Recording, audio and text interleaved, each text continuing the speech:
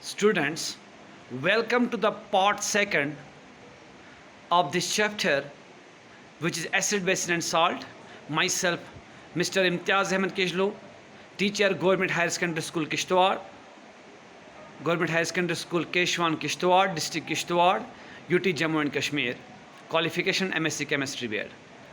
पिछले टॉपिक में मैंने आपको पढ़ाया था कि एसिड्स और बेसिस क्या होती हैं। ये चैप्टर है acid base and salt, class 10th जे के बोस सिलेबस के हिसाब से आपको पढ़ा रहा हूँ।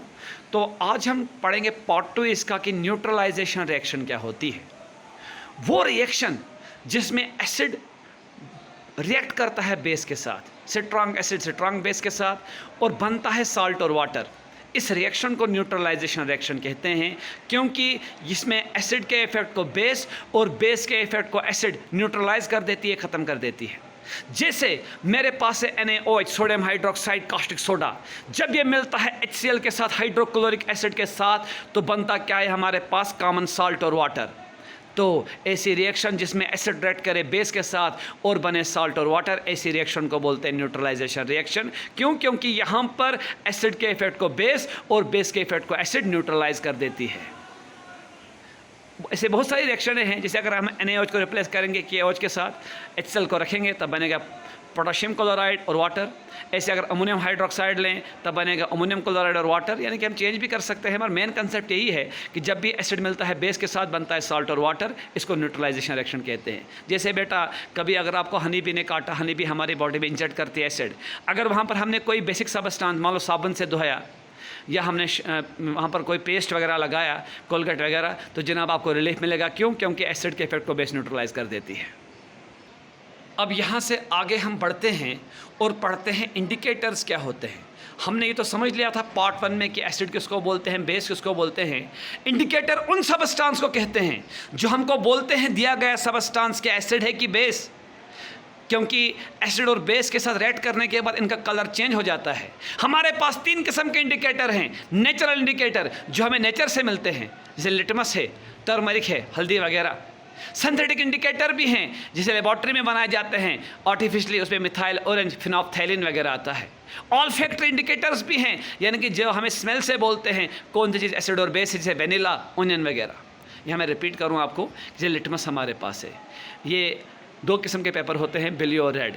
अगर इन पर हम एसिड डालें तो ब्लू वाला रेड कलर का हो जाता है, और रेड वाले पर अगर बेस डालें दोबारा ब्लू हो जाता है।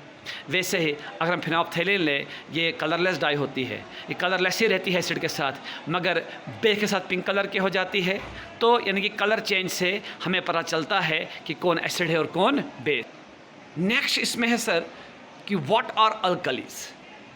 वो बेसिस जो वाटर में डिज़ोल्व हो जाती हैं, जिनका सोपी टच होता है, बिटर कड़वा स्वाद होता है और कोहेसिव जंग लगाने में कामयाब रहते हैं, उनको अल्कलीज कहते हैं। यानी कि वाटर सॉल्युबल बेसिस को ही अल्कलीज कहा जाता है। जैसे मशहूर हमारे पास है sodium hydroxide, potassium hydroxide. Sodium hydroxide को बोलते हैं कास्टिक सोडा और पोटाशियम हाइड्रोक्साइड को बोलते हैं कास्टिक पोटाश।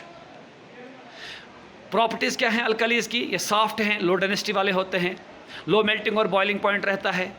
इनमें ये कलर देते हैं फ्लेम के साथ, और ये रिएक्ट करते हैं हेलोजन के साथ इजीली, यानी कि fluorine, chlorine, bromine, iodine, एस्टेटिन group 17 element के साथ। और इनको स्टोर हम कर सकते हैं मिनरल ऑयल सॉल्यूशंस में। अब डाइल्यूशन ऑफ एसिड क्या होता है? जब आप एसिड या बेस में वाटर मिक्स करते हैं या वाटर में एसिड या बेस को मिक्स करते हैं, ये हाईली एक्सोथर्मिक होती है। लिहाजा केयर करने, याद रखना बात को, पानी में डालना है आपने एसिड या बेस, गलती से एसिड और बेस में पानी नहीं डालना, वाला ब्लास्ट हो जाएगा, क्योंकि हाईली एक्सोथर्मिक रिएक्शन है। फिर बोल रहा हूँ, एसिड या बेस की बोतल में पानी नहीं, बल्कि पहले पानी लेना है, फिर ड्रॉप वाइज उसमें डालना है एसिड या बेस। केयर लेनी है आपने कंसनट्रेट नाइट्रिक एसिड के साथ, सल्फ्यूरिक एसिड के साथ, फिर जाके आप कर पाएंगे इसको डाइल्यूट। मान लो एसिड को डालना है पानी में, तो क्या करना है, एसिड पहले स्लोली ऐड करना है और साथ में गिलास रॉड से स्टायर करना, हिलाना है। अगर आपने वाटर डाला कंसनट्रेटेड एसिड में तो हीट जनरेट हो जाएगी, सारा मिक्सचर स्प्लैश आउट हो जाएगा आपके फेस पे, सरफेस पे, आंखों पे जल जाओगे, बर्निंग इंजरीज आएंगी आपको, इंसान ब्लाइंड भी हो सकता है और गिलास की बोतल टूट भी सकती है। लिहाजा एसिड में पानी नहीं बल्कि पानी में एसिड डालना है। एसिड हो या बेस हो, वाटर में स्लोली मिक्स करना है। इससे क्या होगा कि हम कामयाब करने में हो जाएंगे एसिड को डाइल्यूट। तो जब पानी डालते हैं प्योर एसिड को, या मतलब पानी में जब एसिड को डालते हैं तो प्योर ये पहले एसिड कंसनट्रेटेड एसिड होता है प्योर अगर होगा, जब एसिड में पानी मिलाते हैं तब डाइल्यूट एसिड बनता है, वैसे डाइल्यूट बेस भी बनती है। Thank you very much. यह था टॉपिक आज का, part 2, chapter acid bases and salt, class 10th by mister Imtiaz Ahmed Kishlo, MSc chemistry BEd। कोई भी क्वेरी होगी आप कमेंट बॉक्स में क्वेश्चन करेगा। Thank you very much.